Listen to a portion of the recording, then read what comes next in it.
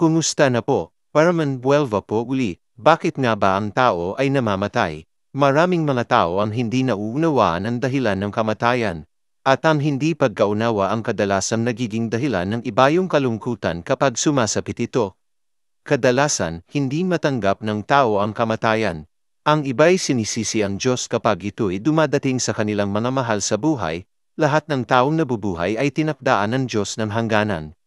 Sino man ay hindi maaaring makalampas sa katakdaang ito. Makapangyarihan ang kamatayan, kapag ito ay sumapit, hindi maaaring hindi ito magaganap. Marami ang nagsasaliksik kung paano mapapanatili ang buhay. Pilit nilang dinudugtungan ang buhay na may hangganan at hinahanap ang paraan upang mabuhay ng walang hanggan. Subalit ang tao ay nabigo. Ang kayamanan at karangalan ng tao ay walang kabuluhan at walang kapangyarihan sa kamatayan. Walang kapangyarihan na narito sa lupa upang pigilin ang kamatayan sapagkat ang kapangyarihang nagtakda nito ay mula sa langit. Herman Buelva po uli. God bless po.